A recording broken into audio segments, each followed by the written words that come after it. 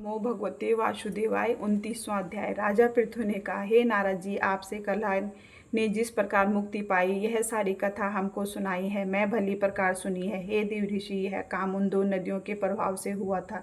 कृपा करके मुझे यह बताने की कृपा कीजिए। कृष्णा नदी साक्षात भगवान श्री कृष्ण जी महाराज का शरीर और वेणी नामक नदी भगवान शंकर का शरीर है। इन दोनों नदियों के संगम का महात्म्य श्री ब्रह्मा जी भी वर्णन करने में असमर्थ है। फिर भी चूंकि आपने पूछा है, अतः मैं आपको इनकी उत्पत्ति का वृत्तांत सुनाऊंगा। ध्यान से सुनो।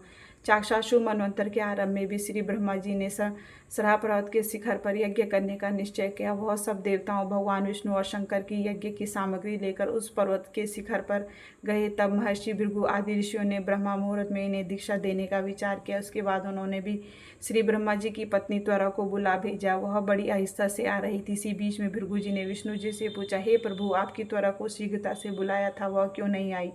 ब्रह्मा मुहूर्त टल गया है। इस प्रकार भगवान विष्णु ने कहा, यदि त्वरा यथा समय यहाँ पर न आई तो आप गायत्री को ही स्त्री मानकर दीक्षा विधान कर दीजिएगा। क्या गायत्री पुण्य कर्म में ब्रह्मा जी की स्त्री नहीं हो सकती? नारद जी बोले। भगवान शंकर ने भी विष्णु जी की बात का समर्थन किया। यह बात सुनकर भृगु जी ने गायत्री को भी श्री ब्रह्मा जी के दाईं ओर बिठाकर दीक्षा विधान आरंभ कर दिया। ऋषि मंडल गायत्री की दीक्षा दे रहा था कि इतने में त्वरा भी यज्ञ मंडप में आ पहुंची। श्री ब्रह्मा जी के पास में गायत्री को देखकर ईर्ष्या से क्रोधित होकर त्वरा ने कहा, वहाँ अपूज्यों की पूजा होती है और पूज्यों की अप्रतिष्ठा होती है। वहाँ पर दुर्भिक्ष, मृत्यु तथा भय तीनों अश्वमेघ हुआ करते थे। यह गायत्री की ब्रह्मा जी की दाईं ओर तथा मेरे स्थान पर बैठी है। यह अदृश्य बहने वाली नदी होगी।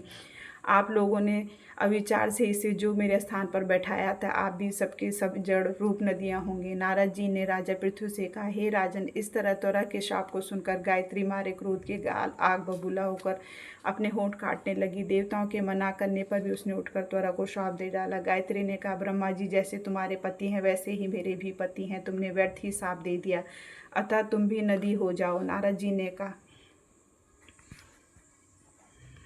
अतः तुम भी नदी हो जाओ। नारद जी ने कहा। तब तो देवताओं में भी खलबली सी मच गई। वह त्वरा को दंडवत करके कहने लगी, हे देवी, तूने तो ब्रह्मा आदि सब देवताओं को शाप दिया है। इससे यदि हम सब जड़ रूप नदियां हो जाएंगे तो फिर निश्चय ही यह तीनों लोग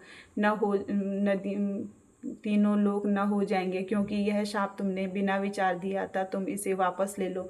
त्वरा ने कहा, हे देवतागण, आपने यज्ञ के आरंभ में गणेश पूजन नहीं किया, इसलिए यह विघ्न उपस्थित हुआ है। मेरा यह शाप कभी खाली नहीं जा सकता। इसलिए आप सब अपने अंगों से जड़ीभूत होकर अश्वमेध नदियां बनोगे। हम दोनों सौतें भी अपने अपने अंशों से पश्चिम से बहने वाली नदियां बनेंगी। नारद जी ने राजा पृथु से कहा, त्वरा के यह वचन सुनकर सभी देवता, विष्णु, शंकर आदि अपने अपने अंशों से नदियां बन गए। भगवान विष्णु के अंश से कृष्णा, भगवान शंकर के अंश से वेणी तथा श्री ब्रह्मा जी के अंश से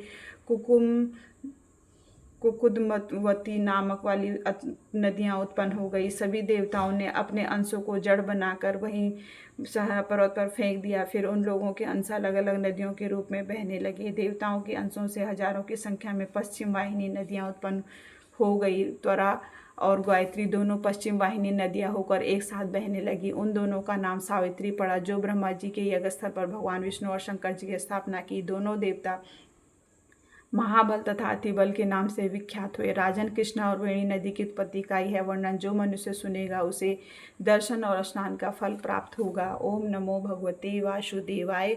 29वां अध्याय समाप्त।